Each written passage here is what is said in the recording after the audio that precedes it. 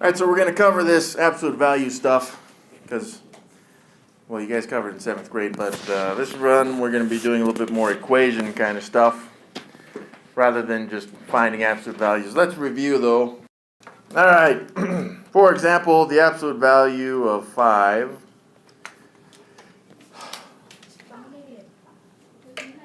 is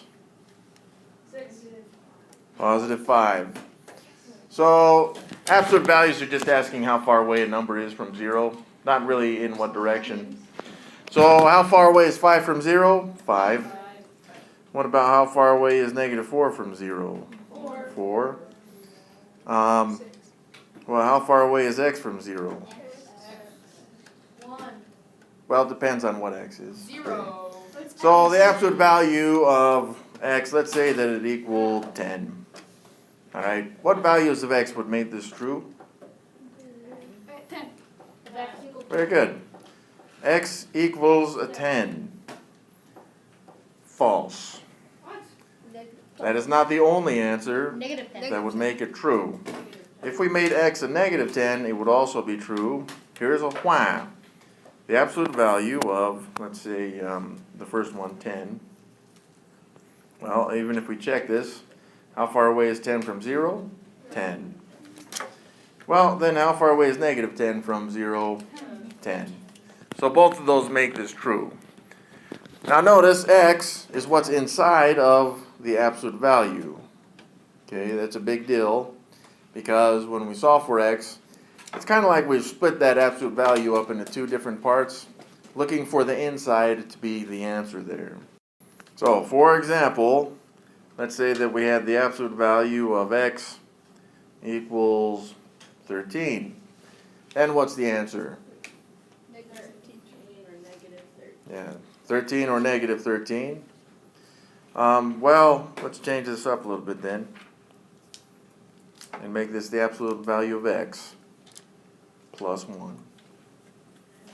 It's 12 and negative 4. Well, we know 12 works, right? Because For negative 13. what do we want the inside of the absolute values to equal? Then it would be 14, negative 14. It's negative 14. Okay. It's never a negative, it's always a positive. It's Now look, absolute. we just want the inside, which is just x plus 1 right there, right? So if I can get x plus 1 to equal what? 13? I would be good, right? Yeah. But if I can get x plus 1 to equal what else? Negative. Negative 13, that would also give us a true statement. So we're solving for this on the inside of the absolute values, meaning we want the answers to be the 13 or negative 13. If I was going to solve these two, I would subtract 1 from both sides, and I would get x equals 12. But I got to subtract both sides from this other equation, x equals negative 14. There we go. And we could check this, right? What's 12 plus 1? 13. Bam, that's 13. What's the absolute value of 13? 13. 13. So 12 checks off. That's good. Well, what if we did negative 13 plus 1? What do we get there? Negative 12. You guys see that? No, negative. I'm sorry, it's negative 14. There we go. It's supposed to be negative 14. Negative 14 plus 1 is? Negative 13. And see, that's the negative 13 we were trying to get right there. Well, the absolute value of negative 13 is 13. There we go. So this one also checks off, and we have our two answers. All right. Solve each problem, show all the steps. Does the equation absolute value of x plus 2 equal x have any solution? Let's take a closer look at this one. Bam, there we go. Can you guys think of any values of x that would make that work? 0. 0. Let's try it. 0 plus 2 equals 2. What's the absolute value of 2? 2. Now that would have to equal 0 because that's x. 1. So that's something we need to identify right away is that 0, actually let me rephrase that, x is not 0. Okay. Well, can x be negative? -1. -1, right? That won't work. All right, why can't it work? Because if you add it together, then it's 1, and the absolute value of 1 is 1, and so that means x equals 1, and x does not equal -1. Okay, that's good. That's very good, right? -1 plus 2 is 1. The absolute value of 1 is 1. But we said that x was supposed to be -1, right? That's no good. So x can't be -1. There's a deeper reason why x cannot be negative at all. But you just said So it that's- can't be negative. Yeah, I know, but let's identify that positive thing that she was just saying, right? If you take something positive and add something to it, let's say 2, like that. So if I took any positive number and added 2, I would automatically have 2 more than the thing that I had. So it couldn't possibly be the same thing that I had right there. Always be All right. 2 away. So x can't be positive either. X is not So it has to positive. be -0. So why can't x be negative either? Because it's always gonna be 2 away, you're adding 2 to it. Yes, that's true, but there's more reasons than that, kind of. Yes? Because it's an absolute value, it doesn't Yes, matter. that is very good. Since it's an absolute value, we can never pull it out and it equal a negative. Okay? An absolute value, once I take the absolute value of something, I can't have a negative out of that thing, so that's why x also can not be negative. So we've covered, well, all the numbers right there, except the imaginary ones. Before the start of a professional basketball game, a ball must be inflated to an air pressure of 8 pounds per square inch, which is psi, with an absolute error of 0.5 psi. Find the minimum and maximum acceptable air pressures for the basketball. Okay, so let's look for the minimum right here, right? All you have to do is make it the Super Bowl and make Yeah, all right, here we go. So let's say that the minimum, we're going to start at 8. That's what it can be. How low below 8 can it go? Let me rephrase that. If we were to take away pressure, we'd have the minimum. How far off of 8 can it be? 8. Well, if we took 8 psi away, it'd have 0. Very good. Yeah, right here, it says it can have an error of 0.5 psi, which means we can subtract 0.5, which give us 7.5 psi. Don't forget to label these, okay? Now that's the minimum. If we wanted the maximum, again, let's go to 8. That's the ideal pressure, but we can be off by just a little bit. And if we were going to have a maximum pressure, what would we do with the 8? Add 0.5. Yeah, we're going to add the error, because it can be as high as another 0.5 psi, which would take us up to 8.5 psi. So if we looked at an inequality, which should sound familiar because we did those last time, we have x can be greater than or equal to 7.5 psi, but also it can be less than or equal to 8.5 psi. See how it kind of sandwiches that pressure right there? So the answer on this one, right, we already identified this one is the minimum, 7.5, and then the maximum is 8.5 psi. That's what it was asking. Find the minimum and maximum acceptable air pressures for the basketball. So if the basketball was pumped to 7.4 psi, is that good? No, it is not. It will not work. What if it was pumped up to 8.49 Yeah, it would be psi? good. That is good. What about 9.5? Nope, too much. All right, the percent P of U.S. residents who were foreign-born or born outside of the U.S. during the period 1910 to 2000 can be modeled by this equation. That equation, by the way, should read P equal 0.165 T plus 4.8. All right, during the period 1910 to 2000, In approximately what year did foreign-born residents account for 13% of the residents? In this equation, the P is the percent, and right there it told us that it's 13%. So I'm going to replace the P with 13 because that is the percent. Now this should equal 0.165 T plus 4.8. So how would I solve this equation? I'm going to subtract 4.8 from both sides. And that gives me 8.2 equals 0.165 T. So I'm going to continue with this one. We'll show some more, and hopefully that will give you guys some help. Can I get the homework? Maybe his. So now we've got this, but we got 0.165 T, which we don't want. We want 1 T. So how do I change that 0.165 T to a 1? Well, I'm just going to divide 0.165 by itself.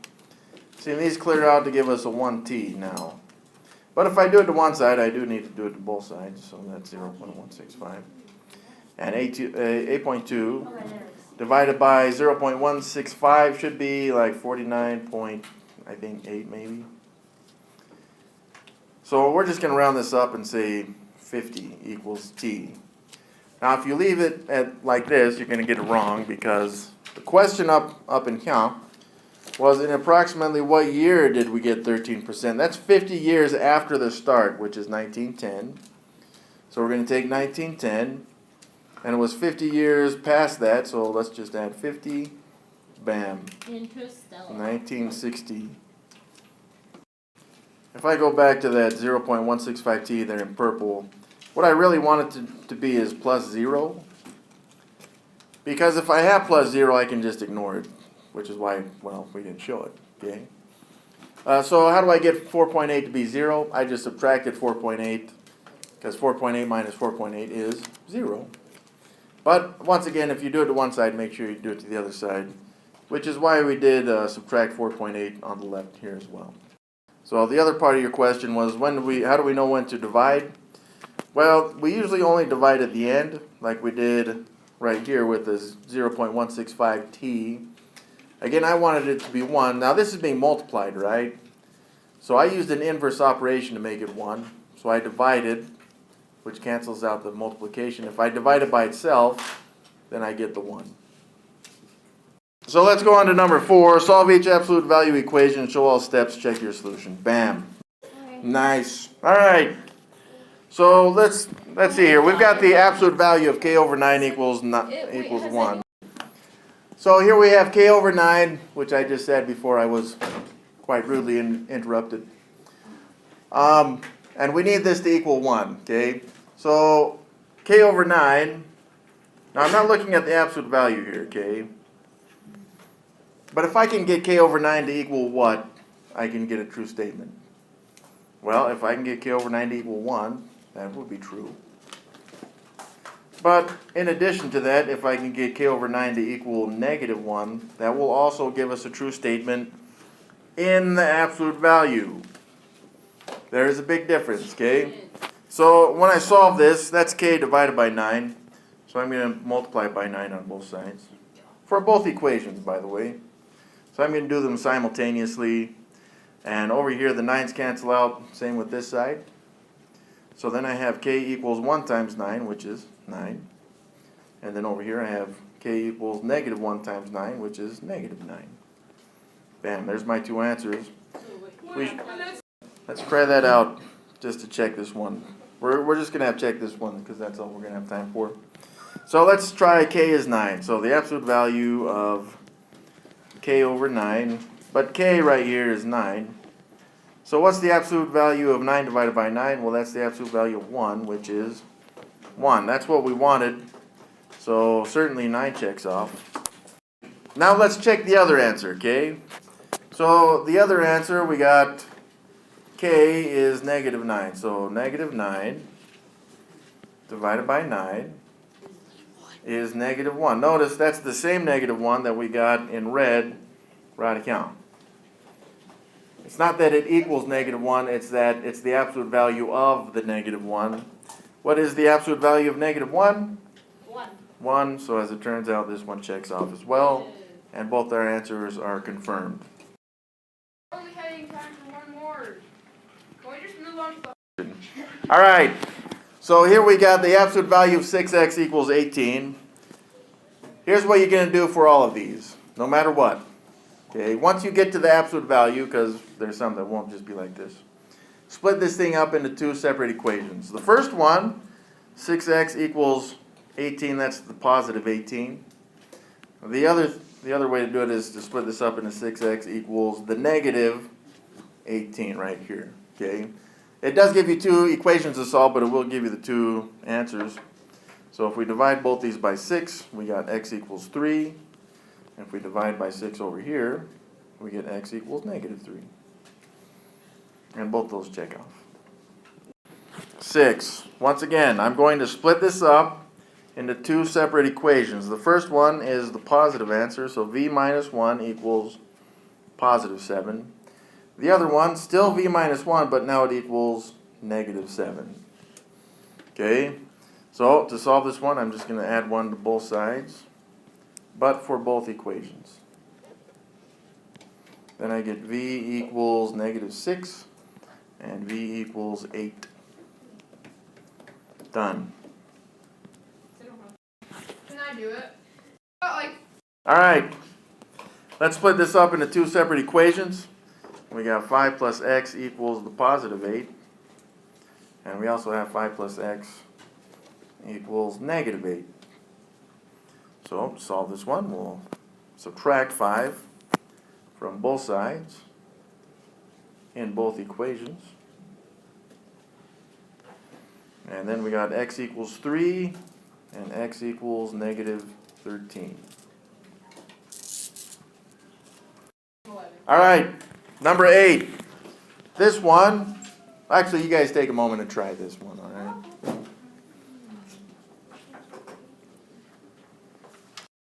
All right, if you guys are still working on this thing, you're working way too hard. See how we have the absolute value of a negative, of something that will equal a negative? That can never happen. There's no solutions. I just realized that. Oops. Why? Because if I took the absolute value of what's inside, no matter what I do, I can never pull it out. Or let me rephrase that. This will never equal, the absolute value of anything will never ever equal a negative. I know how. All right, on this one, we're going to split it up again. Here we've got 3 plus 10x equals positive, that's an x, positive 37. And then we've got 3 plus 10x equals negative 37. So to solve this one, we're going to subtract 3 from both sides of both equations. And then we got 10x equals, over here we got 34. And then over here we got 10x equals negative 40. That's nice. And then we divide by 10 on both sides for both equations. Then we get x equals, I'm going to simplify this, 17/5. And over here we get x equals negative 4. All right, 12. All right, How many subscribers? so on this one, we need the absolute value all by itself so that we can solve this. So we can't have anything added or subtracted to it. We can't have anything being multiplied or divided into it as well. So let's get rid of this 10 by adding 10 on both sides. So we still have the absolute value of 9 plus 6m. And this should equal 29 plus 10 is now 39. Now we have the absolute value equal something, so we can split this thing up. I've got 9 plus 6m equals 39. And I've also got 9 plus 6m equals negative 39. All right, so to solve this one, we're going to have to subtract 9 from both sides on both equations, or in both equations. This will come out pretty nice. 6m equals 30. And over here, 6m equals negative 48. So now when do we divide? By 6 on both equations. Then we get m equals 5 here. And over here, m equals negative 8. And we just circle both of those, and that's the whole answer. Now remember, we're not checking these because we're short on time, but you should. Especially on a test, because if you don't on a test, it's very likely you're going to miss it. Like this one, right account. So, we got to get rid of that. We can't have that negative 3 times. No, it's no solution. It's That absolute value? No, that's not true at all. Yeah, why We got to get the absolute value first. So let's divide both sides by negative 3 to get rid of it. And again, I'm just using an inverse operation to make this a 1.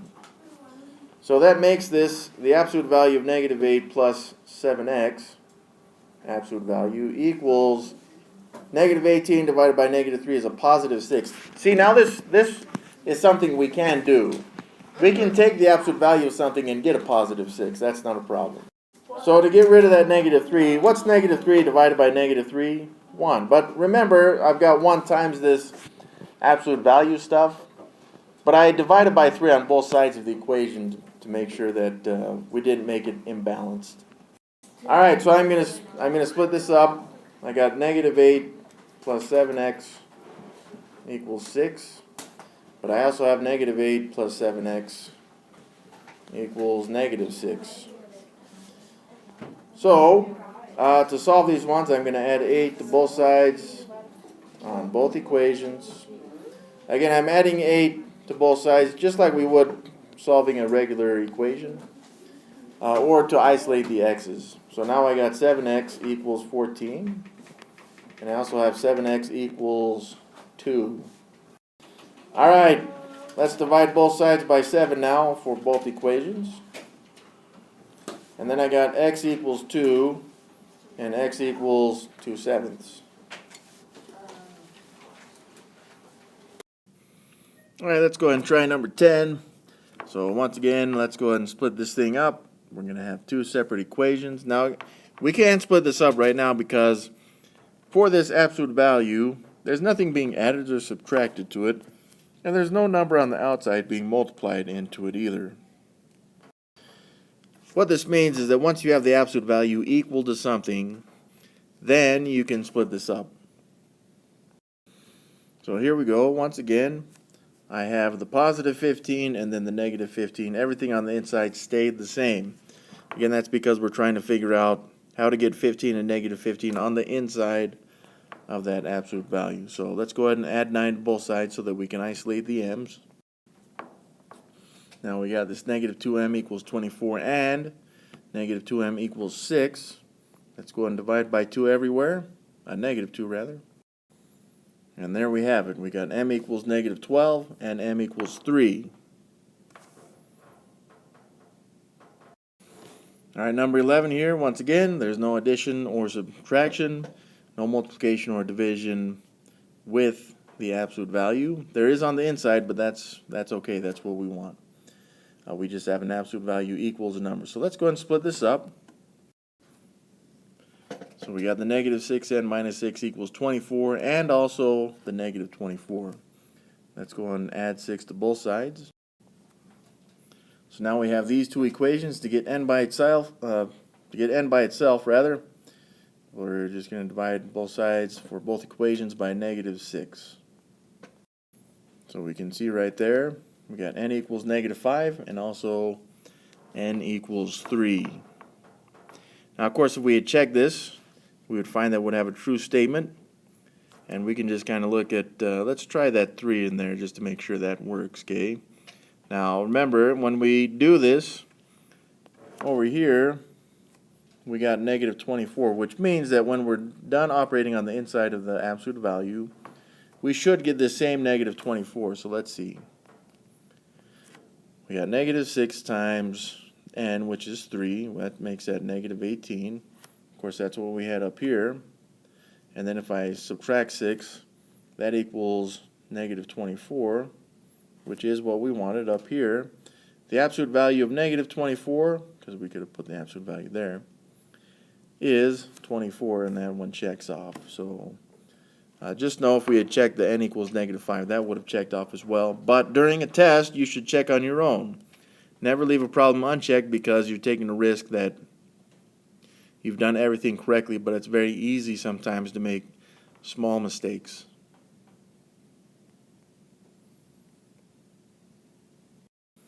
All right, number 14. Here we've got 7 minus, and I'm going to put this phantom 1 in here, just so we can see that it's 1 times that stuff. And then we can see that that's a negative 1 also that's being multiplied. So this absolute value with 7 minus that stuff equals the negative 50. From here, I'm going to subtract 7 because I want to get the absolute value by itself now, not necessarily the m. Now I do want to do that because the m is inside the absolute value, but let's just get the absolute value by itself. So by subtracting 7 from both sides, we get a 0 here. Now I've got a negative, again I'm going to show that phantom 1, times the absolute value of 7 plus 10m. This equals negative 50 minus 7, bam, negative 57. Now if I wanted to get rid of that negative 1, I'm going to divide both sides by negative 1. Why? Because when I do that, negative 1 divided by negative 1 is 1. But I have to do it to both sides. Negative 57 divided by negative 1 is now a positive 57. And we still have that 1 times that absolute value, 7 plus 10m. Now 1 times anything is itself, so we don't really need to show that either. And from here, I've got an absolute value equals a number, so I can split this up into the 2 equations. Alright, there we go. We've got the 2 equations, one with the positive 57, the other with the negative.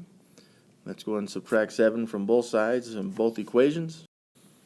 And we got 10m equals 50 and 10m equals negative 64. Divide both sides by 10.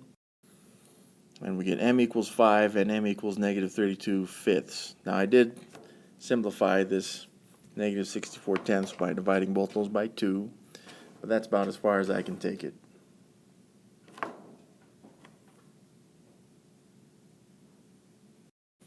$15 here has an absolute value, and we got some fractions, even a mixed number.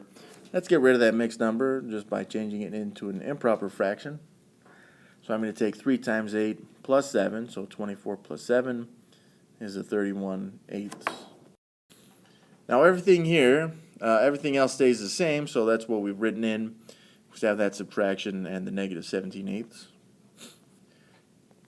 What I'm going to do now is get rid of that minus 31/8 by adding 31/8 to both sides. So I'm going to show this here, the plus 31/8.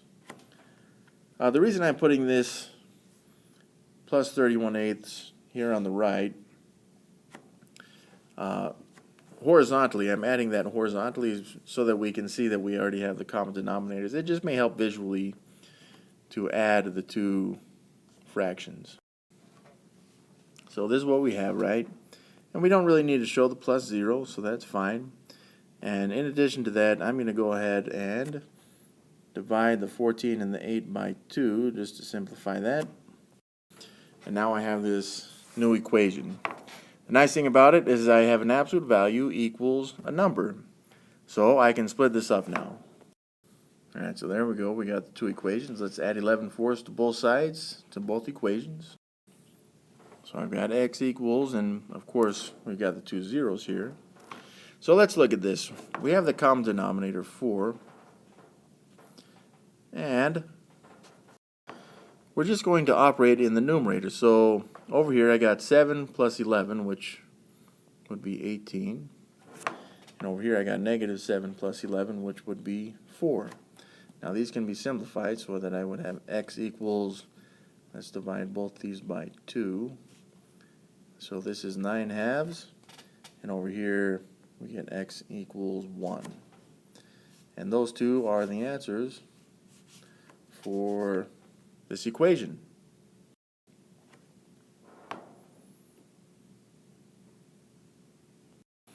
Alright, take a moment and try this one.